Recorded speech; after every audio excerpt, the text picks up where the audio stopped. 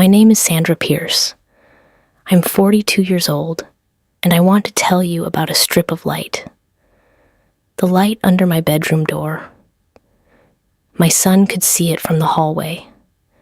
And for 8 months, from January through August of last year, he sat on the floor outside that door every single night and waited for it to go out. He was 13 years old. I did not know he was there. Let me tell you about the year before January, because the year before is where the story actually starts. I had been in what I now recognize as a depression, though I would not have used that word at the time. At the time, I had a different vocabulary for it. Stressed, overwhelmed, just a lot going on. The softer words that allow you to stay in motion while something harder is happening underneath. I was a single parent, had been for 4 years, since Danny and I separated and the household restructured around the new geometry. I was working as an office manager for a medical practice, a job that is, by nature, the job of absorbing other people's stress and converting it into organized systems, which I did well, and which cost me, by the end of most days, more than I fully understood. My son Caleb and I lived in a house that was, in the outward accounting, functioning. He went to school, I went to work, dinner was made, homework was done, the lights were paid and the cupboards were stocked, and from any reasonable external vantage point, we were a household that was managing. Inward was different. Inward I was running on something less than empty. The kind of tired that sleep does not fix. The kind of flat that has nothing to do with what is happening and everything to do with what has been happening for too long. I was present in the physical sense and diminished in every other. And I knew this about myself and kept it contained and told myself it was temporary, that the temporary would end, that I would find the floor and push off from it. I did not push off in November or December. January came. Caleb is 13. He is at the age where the architecture of the adult he is going to be is becoming visible. You can see it in the bones of him now. The height that arrived in the past year. The jaw that has lost the softness of childhood and found something more defined. He has his father's height and my mother's eyes and something that belongs entirely to himself. A quality of steady attention, of being in a room with the full weight of his presence, of noticing things and saying little, and then occasionally saying the exact right thing at the exact right moment, because he has been waiting until he was sure. He is not a boy who performs. He does not do things for effect. He does things because he has decided they need doing, by his own internal accounting. And the accounting is not influenced by whether anyone is watching. This matters for the story. In January, I started going to bed early. Not because I was sleeping. I was not sleeping well. Had not been sleeping well. Was lying in the dark most nights with the light off by 9:30 and the ceiling overhead, and the particular quality of wakefulness that feels worse than being up, because at least being up has the dignity of motion. But I had started turning the light off at 9:30. I did not know, when I started doing this, that my son had noticed the light. I did not know that from his room. His door slightly open, the way he has always kept it since he was small. The open-door child who could not sleep with it fully closed. He could see the strip of light under my door at the end of the hallway. I did not know that he had begun monitoring that strip of light, the way you monitor a signal. When the light was on, she is awake. When the light went out, she is okay. She is sleeping. Go to sleep, Caleb. I did not know any of this for 8 months. What I knew was smaller and more oblique. I knew that Caleb had become, in January, quieter than usual, which for Caleb means very quiet indeed. A quality of interior stillness that I noted and attributed to the general weather of 13-year-old boyhood, to school pressures, to the specific social landscape of 8th grade, which has its own difficulty that I did not fully understand from the outside. I knew that he had started doing small things. The dishes appearing in the drying rack before I came downstairs. The lights turned off in the rooms I had forgotten to turn off. A glass of water appearing on my nightstand that I did not remember putting there. The small evidence of someone paying attention and acting on what they observed. I received these things as the kindness they were and did not look further. I was tired. The light went off at 9:30. The ceiling was there. I found out in September, which is to say 8 months later, which is to say after the worst of the depression had lifted. Not disappeared, not resolved, but lifted to the degree that I was sleeping again and cooking again and present in the ways I had not been present for the preceding months. I found out because Caleb told me. He told me the way he tells things, without preamble, without the architecture of a difficult conversation, just the fact placed in front of me in the direct manner of a person who has decided the time has come and is not going to make more of it than it is. We were in the kitchen on a Saturday morning. I was making pancakes, real pancakes, the Saturday ones, which I had not been making in the preceding months and had returned to in September as one of the signs that things were better. The Saturday pancakes as an indicator of the restoration of capacity. He was at the counter. I was at the stove. He said, "Mom, can I tell you something I did?" "Always," I said. "It might be weird," he said. "Okay," I said. "From January," he said, "to like August." I turned from the stove. He was looking at the counter, not at me. The way he looks when he is saying something that requires looking somewhere neutral so the saying can happen without the weight of being watched. "Every night," he said, "I used to come sit in the hallway outside your door." I looked at my son. "How come?" I said. He was quiet for a moment. "Because," he said, "I could see your light under the door, and I was worried about you this year. I was worried, and I didn't know what to do about it. I didn't want to knock and wake you up. I didn't want to make it bigger. He stopped. "What did you do?" I said, quietly, "when you sat there?" "I just waited," he said, "until the light went out. And then I knew you were asleep and I could go to sleep." I put down the spatula. "You waited until I was asleep," I said. "Every night," he said. "Pretty much." "How long would you wait?" I said. He shrugged in the way of a boy minimizing something. "Depends. Sometimes not long, sometimes like an hour. An hour. Sitting on the hallway floor in the dark, watching the strip of light under my door, waiting." "Caleb," I said. "It's not a big deal," he said, in the tone that means it is. "It's a big deal," I said. He looked at the counter. "I just needed to know you were okay," he said, "before I could sleep. I needed to see the light go out." I looked at my 13-year-old son. I thought about January, the 9:30 lights out, the ceiling, the months of it. I thought about him on the other side of the door, sitting on the floor in the hallway, in the dark, waiting for the signal that I was okay, that I was sleeping, that I could be left alone in the sleeping, because the sleeping meant I was all right.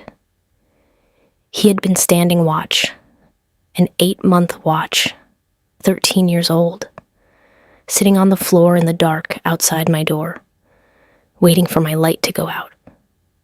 "Why didn't you knock?" I said. He looked up at me. "Because," he said carefully, "I didn't want you to have to take care of me. You were already I could see you were tired. Really tired. Not the normal tired. And I thought, she doesn't need me bringing my stuff in there. She needs to sleep. I looked at him. So you didn't bring your stuff, I said. I just sat there, he said. That was the thing I could do. I couldn't make it better. I couldn't fix whatever it was. But I could. I could be close. Without adding anything, I could be close. Without adding anything. 13 years old. I thought about this phrase for a long time after he said it. The specific precision of it. The understanding embedded in it.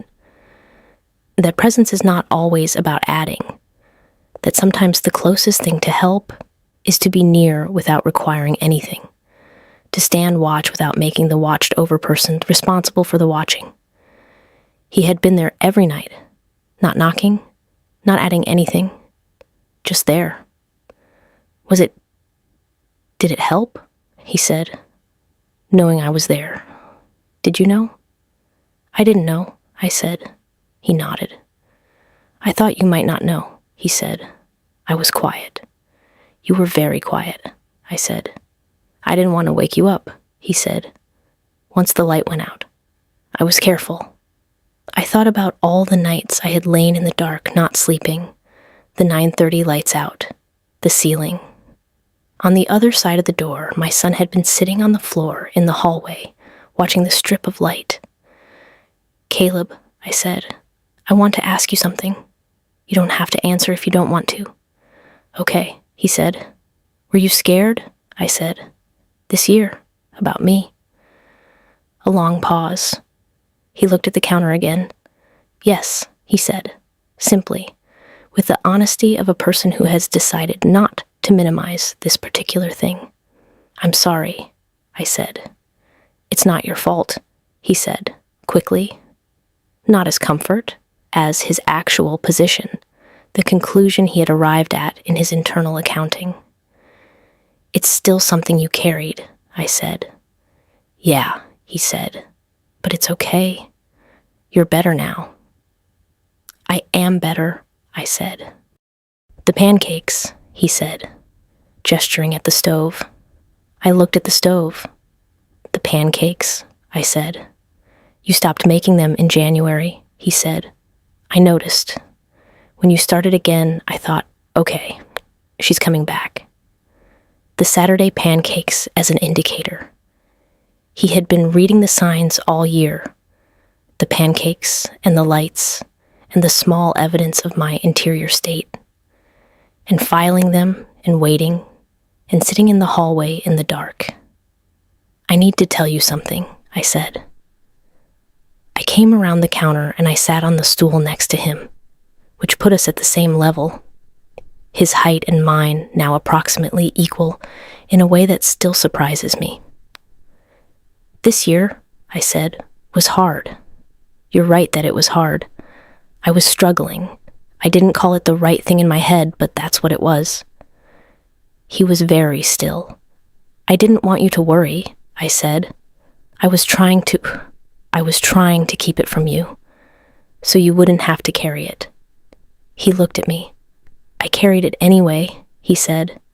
I know, I said. I'm sorry. I thought I was protecting you. I was just making you carry it alone. He considered this. I didn't want you to know I was carrying it, he said. So we were both doing the same thing, I said. He looked at the counter. Yeah, he said. I sat with this for a moment. Caleb, I said, if it ever gets like that again, I want you to knock. He looked at me. Even if I'm tired, I said, even if it's late, even if you think I have too much and you don't want to add to it, knock. What if you're asleep? He said. Wake me up, I said. You said, I know what I used to say, I said. I'm saying something different now. You knock, I will answer, every time, at any hour. You do not sit on the floor in the hallway alone. You knock. He looked at me for a long moment. Okay, he said. I mean it, I said. I know, he said. You have the face. What face? I said. The face where you mean it, he said. He knocked 3 weeks later. A Thursday night, 11:15. 3 soft knocks on my bedroom door. The careful knock of someone who has been given permission but is still calibrating. Come in, I said. He opened the door, stood in it, 13 years old in his too big sleep shirt. The hallway behind him dark. I can't sleep, he said. Come here, I said. He came and sat on the edge of my bed, which he has not done since he was 9 or 10, since the age at which boys begin to find it complicated to be that close to their mothers without a specific reason. He had a specific reason. What is it? I said. School thing, he said. Friend thing. I don't know. Tell me, I said. He told me. It was what it was. A 13-year-old's school thing. A 13-year-old's friend thing. The specific pain of that age which is genuine and large even when the external facts are small. I listened, and I did not minimize, and I did not solve. I just received it. At the end, he was quiet. Better? I said. A little, he said. Okay, I said. That's enough for tonight. He got up. He stood in the doorway. Mom, he said. Yeah, I said. I like this better, he said, than the hallway. Me too, I said. Infinitely better than the hallway. He almost smiled. Good night, he said. Good night, I said. Caleb? He looked back. Thank you for telling me, I said. About the hallway. About all of it. Thank you. He stood there for a moment. You're welcome, he said, simply, in the tone of someone who means it exactly as much as it sounds like they mean it. He went back to his room. I turned off the light. On the other side of the door, no one on the floor. No one watching the strip of light. No one needing to, because I was okay, because I was sleeping, because he had knocked and I had answered, and we both knew now that the knocking was possible. The light went out. We both slept. I started therapy in October. I say this not because it is the resolution of the story. It is not the resolution. There is no clean resolution. The depression is a thing I manage rather than a thing I solved. But because it is the true thing, and the true thing belongs in the story. I started therapy and I told my therapist about the hallway, and she was quiet for a moment, and then she said, "What do you think he was really doing out there?" I thought about it. He was keeping vigil, I said. He didn't call it that. He probably doesn't know that word. But that's what it was. Yes, she said. For 8 months, I said. Yes, she said. He's 13, I said. Yes, she said. In the voice she uses when yes is the complete response, when there is nothing to add. Keeping vigil. My 13-year-old son. 8 months of Thursday and Tuesday and Sunday nights, sitting on the floor in the dark, watching the strip of light, waiting.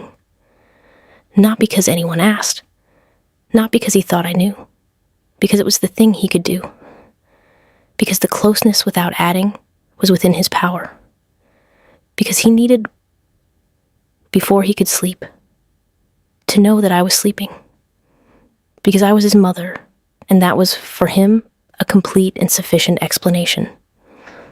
The Saturday pancakes are a fixture again. He requests specific additions, blueberries mostly, occasionally chocolate chips, once a memorable experiment with cinnamon that we both agreed was worth repeating.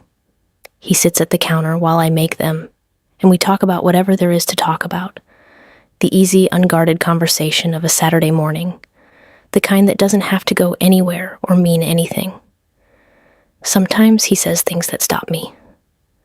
Last month, in the middle of a conversation about something completely unrelated, he said, "Mom, You know I'd tell you if something was wrong, right? I looked at him. I know, I said. And you'd tell me, he said, if something was wrong with you. Yes, I said. He nodded. Okay, he said, and went back to what he was saying before. The conversation continued. The pancakes were ready. We ate them at the counter, the two of us, the Saturday morning light in the window. No one in the hallway, no one watching the light, just us, in the kitchen, in the morning, both sleeping fine. Subscribe to Tender Heart Stories. Tell me in the comments, has a child ever watched over you in a way you didn't know about until later? See you next time.